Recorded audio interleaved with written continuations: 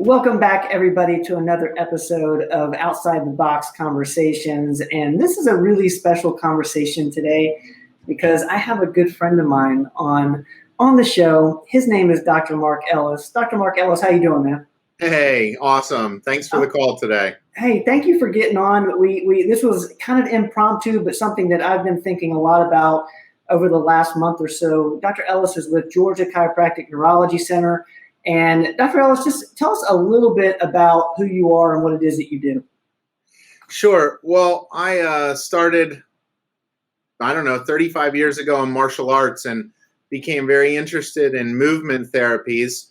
And then I went to massage school, and then I integrated my martial arts into understanding movement therapies for soft tissue manipulations. And then I went to chiropractic school, and I continued to integrate that information. And then I began to study what's called functional neurology or chiropractic neurology. And I began to integrate brain rehab as well. So I've combined these different things. I'm also a founding member of the International Fascial Research Congress.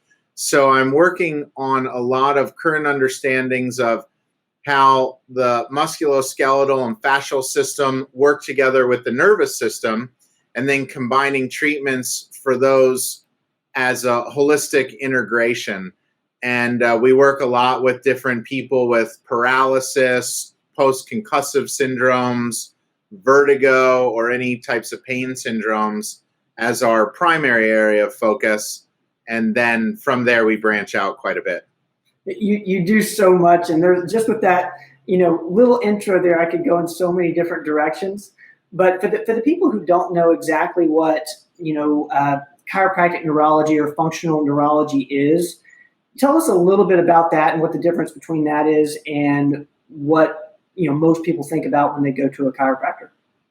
Yeah, I think the best way is it's a bit of the brainchild of a gentleman named Professor Ted Carrick. And what he did over his career was to go around and learn from people all over the world about brain. And then with his own applications and creativity, he began to develop this different approach to integrating the information. So we take things from different disciplines like vestibular disorders, oculomotor disorders. He would study neurocognitive aspects, and he would begin to look, and scientists would study the relationships between different eye movements and different cognitive elements, and we know that they're there. And then he would take that information, apply it in his own way. And over the last, say, 45 years, he's been developing this branch in chiropractic that we call chiropractic neurology. But he was really building a lot of notoriety. And we would have neurosurgeons in the classes. We would have physical therapists. So they also put together this functional neurology as well, because the neurosurgeon would be more okay with saying that they have a fellowship in functional neurology. So he really pioneered this whole area, and I was fortunate enough to work with him personally. I got to be his first assist with many, many, many cases, and that helped me to evolve this subspecialty that we've put together. And then I integrated that with my own personal things with the myofascial work and some things which, you've seen that on the tennis courts. So just my own different way of putting it together. Is it kind of, because you and I have talked a lot about myosynaptics, which you just mentioned. Tell me, is myosynaptics and myofascial, is it kind of your own integration between chiropractic neurology and the fascia work that you've been so involved in regards to like the nervous system, et cetera? Is that kind of how it works? Yeah, exactly. So I kept integrating different things, and I teach a lot. I've been teaching for 25 years or so. So I developed my own system called myosynaptics, where I really work to show how to integrate myofascial work with brain rehab and how to put those two things together. And so that's my own personal art, my own personal system. Can you explain kind of what myofascial work is? Because I think that, fascia and working on your fascial system is becoming more and more mainstream. Give us kind of your, 101 version of fascial work. My 101, huh? So the thing is that what happened is in the Renaissance, we had what would you call it? An expansion of thought and understanding. And in that, there was a gentleman particularly named Andreas Vesalius, and he made all these pictures of different anatomy, and we finally had the development of the printing press. So he, in the 1515, he became one of the major influences on the understanding of anatomy. And for the last 500 years or so, he's had one of the biggest influences. Well, there was a tissue in the body called fascia that we know about very well, but we only looked at it as something that held the muscles together or held the organs in place.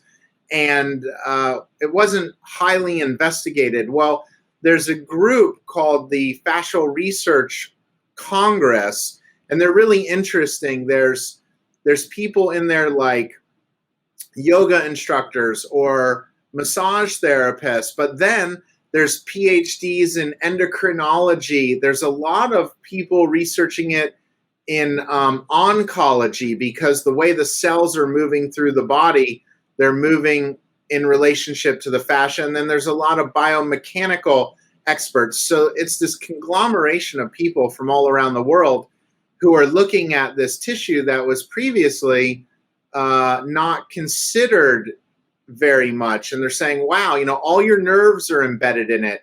All your muscles are embedded in it. All your organs are embedded in it. And it's helping us to get a better understanding of biomechanics, immunology,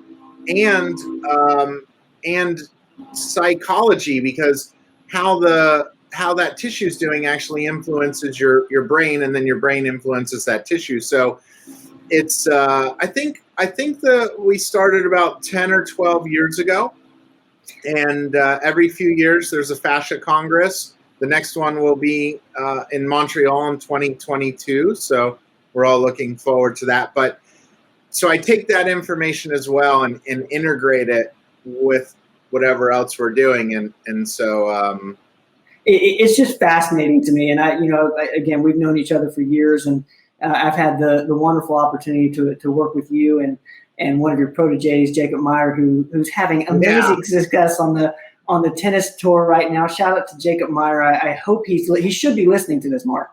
Yeah. Right? Yeah. Well, he will listen to it. We will make him listen to this episode. Yeah. He's been one of my biggest supporters. He keeps encouraging me because he wants me to share more and more. And it's really exciting to see what he's doing with that in the tennis industry and how he's helping people. You've kind of done your own integrations throughout the years with all this different knowledge, and I feel like Jacob's doing the same exact thing, bringing that over into tennis and hopefully other sports as well later on. But we're here to talk a little bit about the brain, Dr. Ellis, and one of the things that really prompted this phone call was you've been seeing some long hauler COVID in your office. Yeah, quite a lot. And COVID-19 has been it's been on top of everyone's mind, I feel like, over the last 18 months. Why don't you just tell us a little bit about what you're seeing in the office and how that pertains to the brain? Sure. Well, I think that it was just a pretty intense year last year, and what would happen is that people would get COVID, but sometimes they didn't get it so severe that they had to end up in the hospital, and their symptoms seemed maybe even minor, but then they ended up with a sequelae of neurological problems after they got better, and people weren't necessarily understanding what was happening, and they began to call themselves long haulers because they were having these problems and weren't getting better. So they would come into the office, and for me, I just could understand what was happening because the virus impacts your endothelial tissues. So it could impact endothelial tissues in your lungs or your blood vessels, like your heart or blood vessels in your brain. But the brain is also derived from that same embryological tissue. So the virus would affect it, and then people would lose their sense of smell or lose their sense of taste or lose their ability to move or to walk, to talk. All these different things were happening to people, and they didn't have any real answers for what to do. But fortunately, we've been able to help a large percentage of them. One thing you mentioned that I'd love if you could just explain to the listeners, sequelae.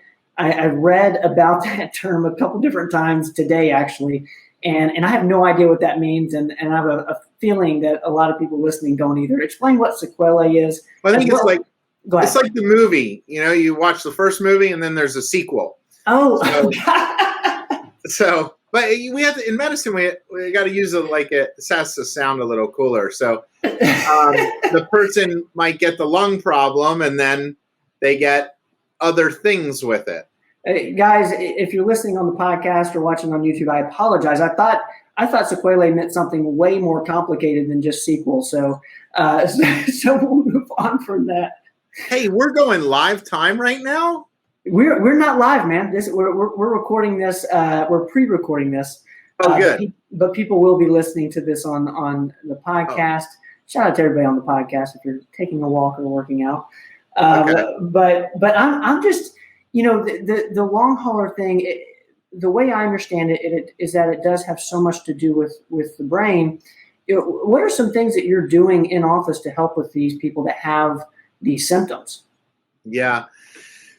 For us, it's brain rehab, and I guess to me, I do it every day. So I'm thinking of a very complex thing as simple, but yes, what you have to do is you have to look at the person as an individual, and that's one of the most important things. Instead of trying to say, well, you fit into this diagnosis or this diagnosis, and here's what we do.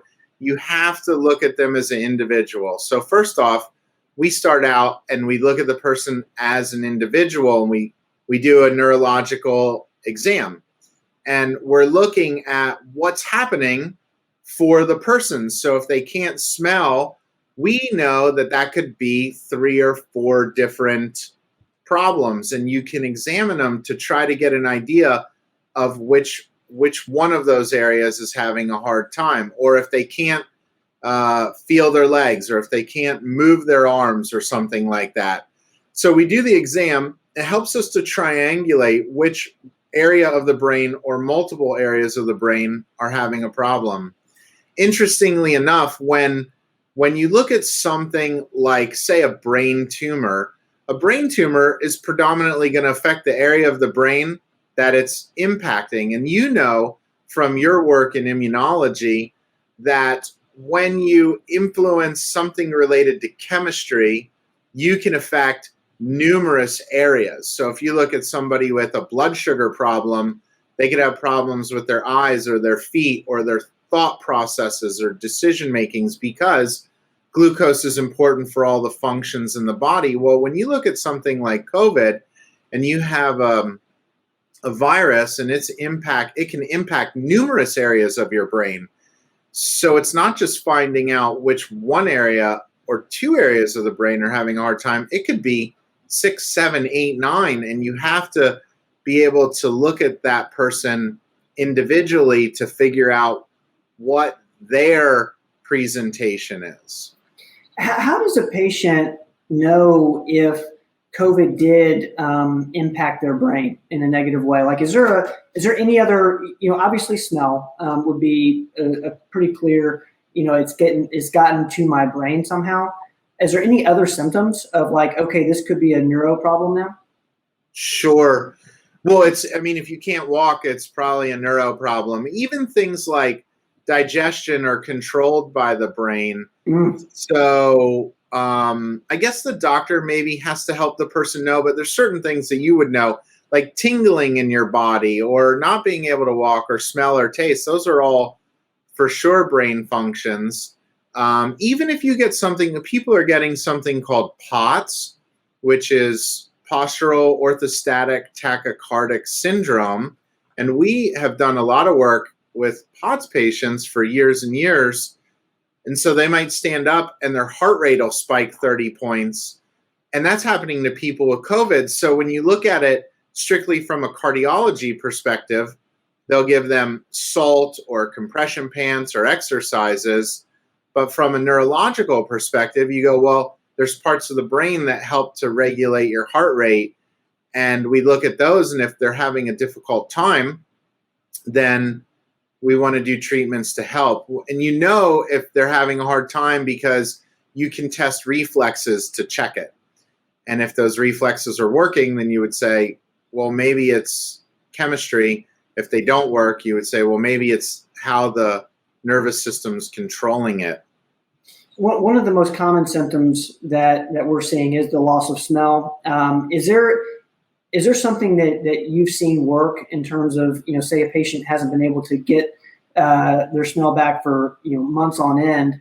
Is there things that people can do, or obviously they can come see you guys? What's something that you've seen, or what's something that you do for that? Yeah, I don't have home treatments, but I mean, number one is we always look and we try to think, is somebody taking care of their biochemistry? That's always very important. And then what we do is we do things with the nervous system, and we have a whole variety of treatments that we do for people who have difficulty with taste and smell, and they can be somewhat simple sometimes and somewhat complex others. So you have to know what the network is, and then sometimes the person won't know it, but if you can get one smell that they can smell, and then you start to get them to smell it and smell it in different contexts, then you try to do a treatment like different eye treatments or head and neck movements. I think, I think one of the hardest things to understand is one of the things that we do is we might do a movement therapy for a person and try to be working to help them with smell. And you go, well, what does smell have to do with moving a part of my body? And the brain is an integrated system. So any part that you do will affect another. So if you smell a bad smell, it can cause you to move. If you smell a good smell, it can cause you to move. So there's integration in the brain between all of your different senses. And when you're looking to restore one of them, you try to figure out what other sense will impact it, and then you try to combine them together. And when you combine two different experiences together, they create a neurological alteration that we call neuroplasticity, and those two systems begin to connect, and you can use one system to improve the other.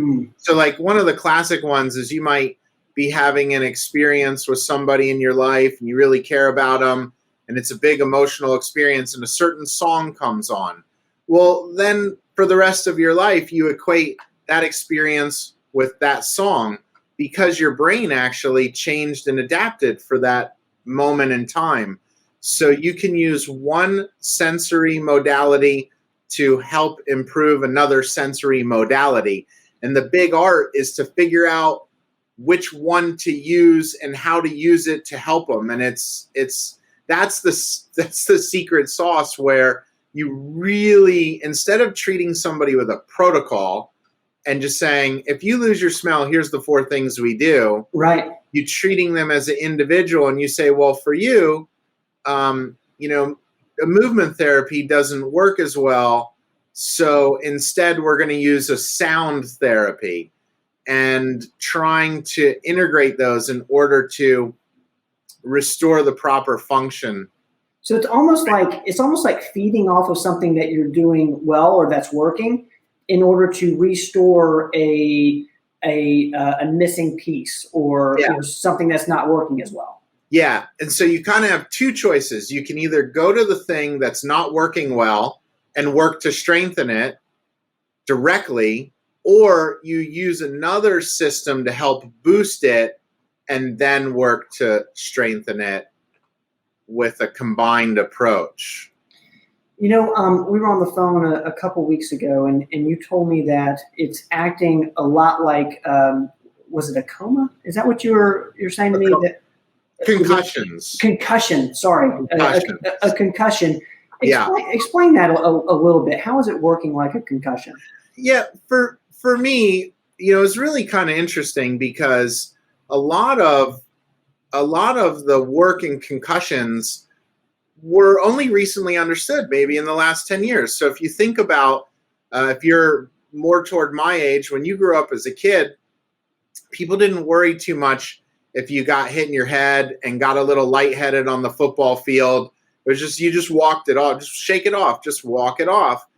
But what impact did that have on you? Well, now we know that people are getting concussions. So now if a football player gets hit, they have to go and get an exam right on the sideline to see if they got a concussion.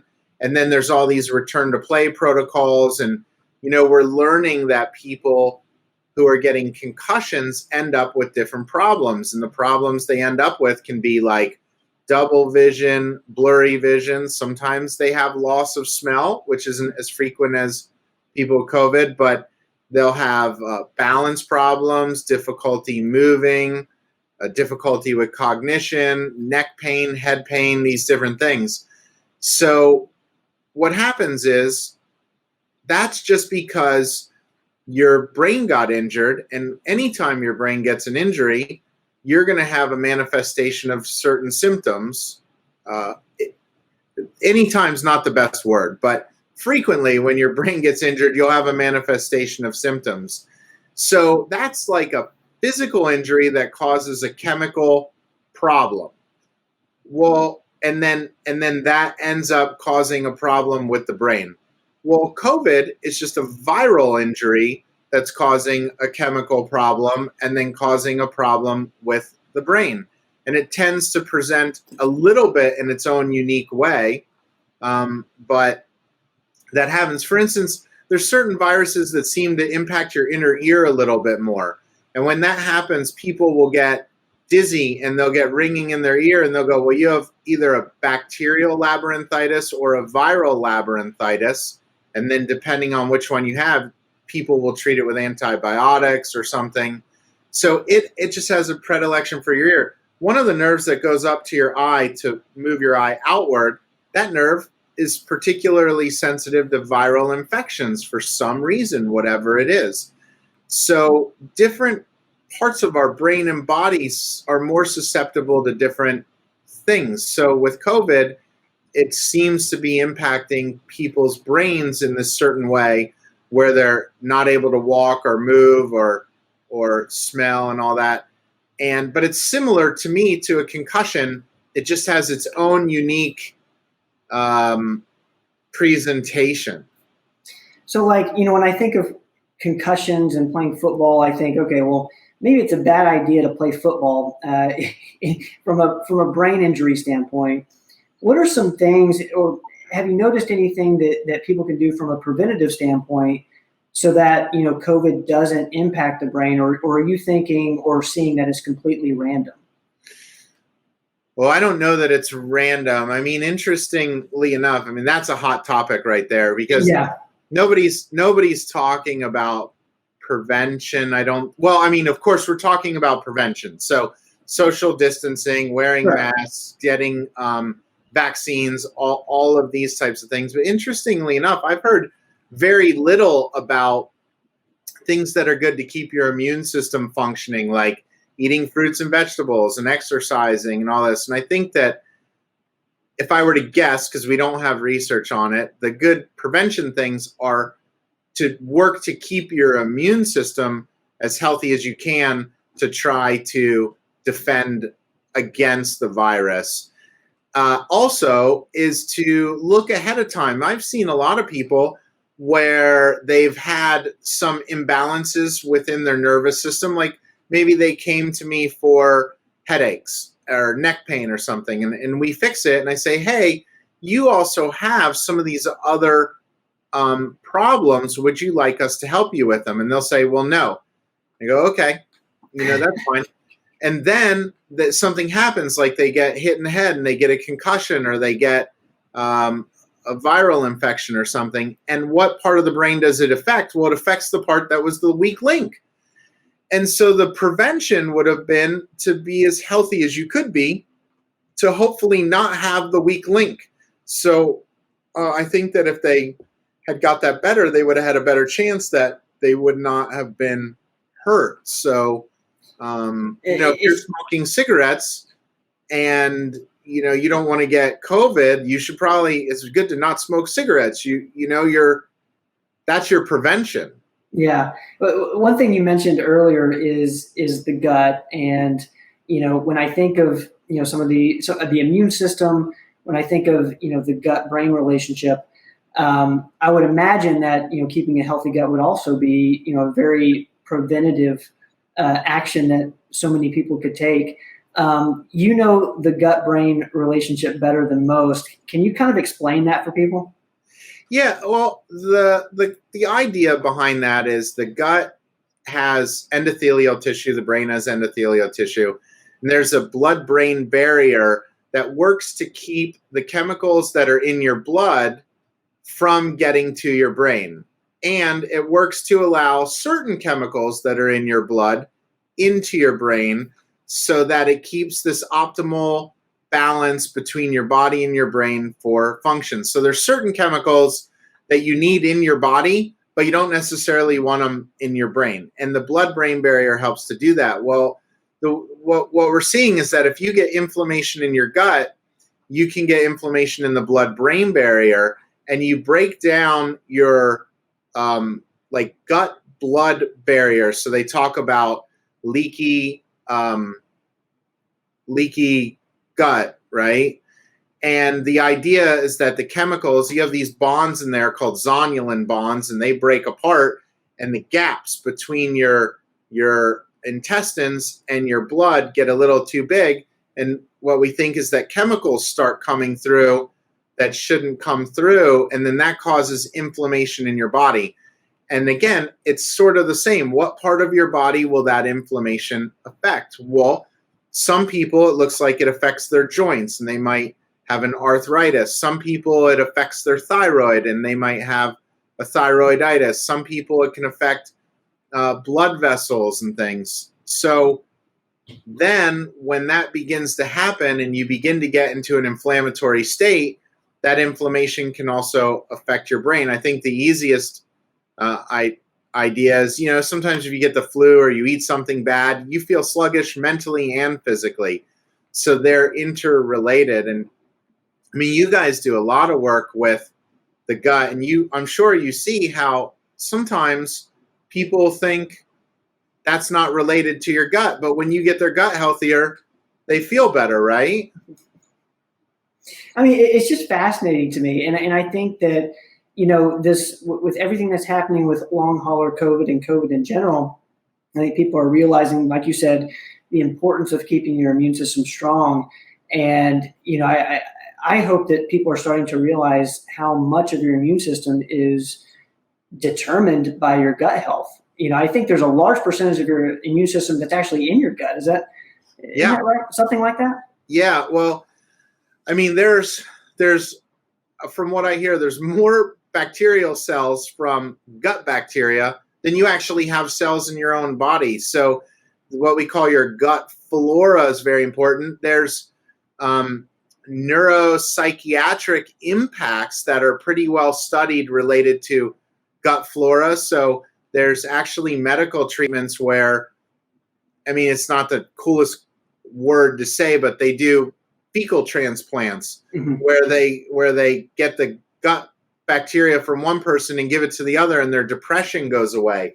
So there's still a lot that we're learning about it, and I think we really learned about DNA in the 70s, and then I think our first genetically based disease that we understood was cystic fibrosis, I believe, in about 1989. Mm-hmm. So we're still so new at it. And then from there, we started to understand the immune system better. So we're still in such the beginning of our understanding of science. And yeah, I mean, your gut function impacts so many other areas of your life, and then your brain impacts your gut function. And so that's that gut-brain axis or brain-gut axis, and it keeps you healthy. So is it fair to say that your gut impacts your brain and your brain impacts your gut, or is it? Yes. Okay, so it's both. Yeah.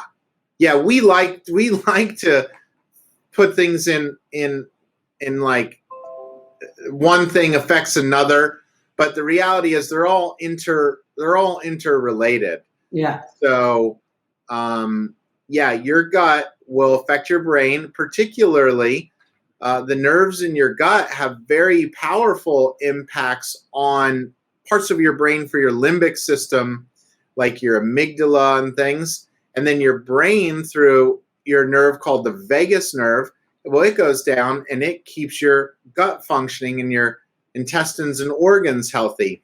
So those have huge, huge interrelationships. The blood flow through your organs and how your organs are positioned actually help to tell you if you're upright. They contribute to telling you if you're upright or not. So people's organs can get shifted out of place, and that can actually impact how they feel.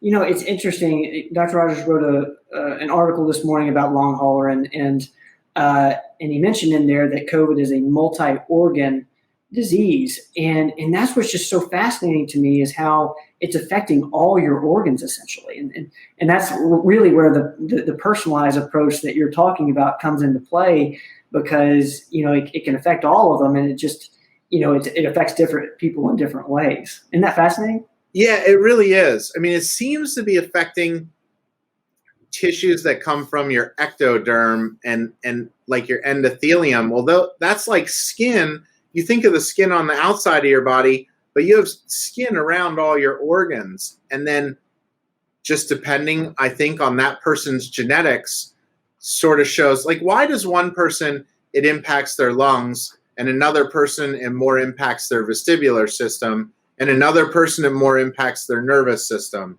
And I think that's probably just because of their personal genetics and life experiences how they went through. But they all have that interrelationship to the endothelium or to the ectoderm. I think that's how I'm looking at it. Is the skin? I thought the fascial system was also around. Is the fascial system around your muscles, and then the endothelial is around your organs? Yeah. So the fascia we look at as going around basically every single cell in your body. Okay. So when we look at fascia, we go, well, it goes around every single cell, and then different parts of your fascia that we've made different names. As we were studying the body, we had to make a name, so we named it something. But it's like the brain. In the brain we have different parts. We have like a frontal lobe, and we say, well, that deals with your cognition per se, and smell. There's smell in here. And then we have a parietal lobe, and that's spatial awareness, and occipital lobe, and that's vision. But actually, those lobes that we named are a little bit man-made. If you flatten them all out, they're all completely interconnected. And depending on what your life experiences were, they can do different things. So if you're born blind, this area, your occipital lobe that has a predilection for vision, it, instead of becoming an area for vision, it can have a better awareness for touch or for sound or for smell. And so that's why we go, oh man, blind people can hear things really good or something. Well, they're using more of their brain for it. So what ends up happening is the fascia is interconnected everywhere, and we have different names for it, but it's going around every cell in your body. And what is the skin around your organs that is the genetics? Is that the endothelial thing? Yeah, inside your organs, you'll have endothelial tissue, and then you'll have like mucous membranes around it. So for instance, the stomach will have this mucous membrane over the endothelium, and then the mucus is produced more by your parasympathetic nervous system. So if you're in a lot of stress and anxiety, then your sympathetics fire higher, your parasympathetics fire lower, and the theory is you make less mucus, then the acid in your stomach can start to eat into your stomach linings and you get ulcers and things like that. So then they give you an antacid to help you to not have that. But I would assume in your practice, you guys work to get the mucus to come back and to get the stomach more healthy. Sure. Yeah. Definitely. Yeah. So just different approaches. Yeah. Even just hearing you talk about this, which, it just shows you how interconnected everything in our bodies are and how you have to, it's just making the neuroplasticity piece even more important because you can build off these different pieces that work better for you based on life experiences or genetics. Yeah, I was just listening. I think the guy was a Harvard professor, and I was listening to one of his talks on the history of medicine, and he was going through the history of medicine. And there was a thing, it was called the germ theory. Well, the reason it was a germ theory was because at the time they didn't actually know there were germs. And so then medicine evolved, and when we got microscopes, we found that there were germs. Well, when we had the age of reason and we started to look at science, we started to work to quantify things and break them down and label them. And that was just in the mid and later 1800s. Well, now that we're learning more and we're getting better and better, it's almost like we're going back to this holistic paradigm that now that we broke a system down and we studied it well, we went, oh, wow, system A is related very importantly to system B. So we go, well, man, your liver makes all these hormones. They're all being made in the liver. And so when you look at a hormonal imbalance, if you don't look at the liver, then you're missing out. So now in medicine, they're getting better and better understandings, and we're becoming more holistic again. And instead of just being a specialist in your one area, we're working to understand the body as a whole. And I think over the next, who knows, 10 or 15 years, there's going to be more and more and more doctors who are integrative as opposed to just a specialist. Well, I think that's the most exciting thing. COVID obviously has been tragic and it's been just awful. But I think it's opened up our eyes in a lot of different ways. And I think it's going to change, our medical system, probably drastically. And it's also going to change, the way people see their own health. Going back to, the immune system and, what you were talking about earlier, just with functional type stuff. I think you're right. I think we're going to go back to, a more holistic type approach, even from a patient standpoint, as well as a, provider, doctor standpoint. Is that kind of what you're saying? Yeah, I think so. Absolutely. And it takes time to change a whole profession, right? Sure. So I think over time, but we see it more and more. I remember in the 80s, some of the doctors who were a little more holistic, they were almost, people thought they were kind of crazy. And now integrative medicine and integrative doctors and integrative chiropractic, it's happening all over the place. People are looking to drink clean water and clean food. And we're just understanding it better. And as that goes, science will move along with it. And then the universities will continue to improve their education. And I think we'll just we'll get better at what we're doing.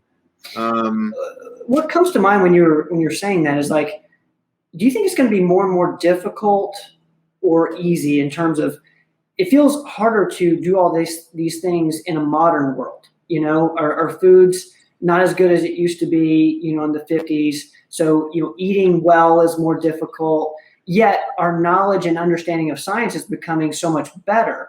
So we're starting to realize the importance of, nutrition, for example, and things of that nature, but it's also becoming more difficult to eat well. Where do you see that? Yeah, well, I think what's happening now is the public's more aware of it. So I remember well, it was probably 1989, 1990, my high school teacher, he was talking about water toxicity and all this. So I audited his college class, and he was a weird guy, and he was talking about there's toxins in water, and you want to filter your water, and you want clean water, and so, but now Coca-Cola makes clean water. So if you go to Publix, there's organic food and all these options, and we have so much access to information. I mean, I was watching a Netflix special on salmon, and so all this information's flooding in, and we're realizing better that there's toxicity in our environment, and that's really stressful, and we're realizing that we can't get away from that toxicity. So whereas I think in the 80s, I'd be playing football, and the football field was around the cornfield, and the plane would come down and drop the poison on the cornfield while we were practicing on the football field. Well, I don't think they would allow that today. No. My wife, she grew up in farms, and the DDT trucks would come through, and they would make fog, and she would go behind them and play where they were putting DDT out to keep the crops healthy. But they don't allow that anymore. So I think one of the big things that's happening is we're stressed out because we're informed of the toxicity, but that's also promoting new science and new training. And we're in a group where we went from the 80s. I mean, we're in an interesting transition. We didn't have cell phones. So now we're learning about all this, and people are working harder and harder and harder to try to solve the problem.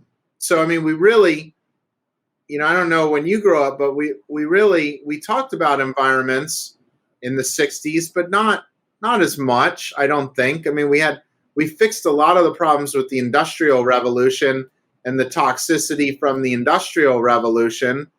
And so now we're just working at it at a whole new level. And we have to figure out how to solve it. Yeah, it might happen in our lifetimes. But you're right, though, in the sense that everybody's becoming, or the public in general is becoming much more aware of all these things, and that has to push industry to be better in many regards. Make better food, etc. But it starts with people getting educated, and I think that's really the purpose behind podcasts like these and conversations like the ones that we're having today, in terms of get this information out, whether it's, about, gut health or taking vitamins or eating better or, learning about the fascial system. We're just hopeful that, that people are consuming some of this educational content. Yeah. It used to be, if you just look at books, it used to be that like monks would write the book and they could make 5 or 8 a year copies. And then we got the printing press. You could make hundreds. Now I could type something up, upload it into Amazon, turn it into a ebook and have 1 million of them. So information's moving so much faster. And I think that's going to be for good, and because that means it's going to push people to continue to improve, and people are consuming it. So I'm excited. It sounds like you're excited about it as well. Yeah, I stay pretty excited, man. Yeah. Well, Dr. Ellis, I want to be, respectful of your time. I can't tell you how much I appreciate you getting on the show with me today and having this conversation. It's been such a blast for me. Thank you so much. It's always fun. I can't wait till you're back down in Atlanta, or I end up north there to see you. So, well, tell us real quick for the people who know they have long hauler syndrome or suspect that they might. How are some ways that they can reach out to you and your team and get down to Atlanta? Sure. Well, we have the website I put up here, healthybrainnow.com. You can give us a call. For one of the things that we like to do for people is as we were talking about, there's so much information that it becomes stressful. Like you go into these groups, and they go, well, I did this and it helped, and I did that and it helped. And you're just trying whatever you can try to find help for yourself. So one of the things that we like to do as much as we can is, if you want, we can just have a consult on the phone, and we let you know, oh, do we think that, we're a place that can help you?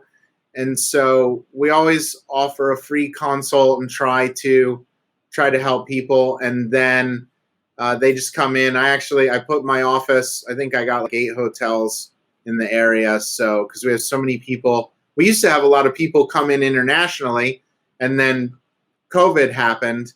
And now people are starting to travel again. So they just come down, and we work to help them get better. If for some reason I know somebody in their area, I will tell them right away.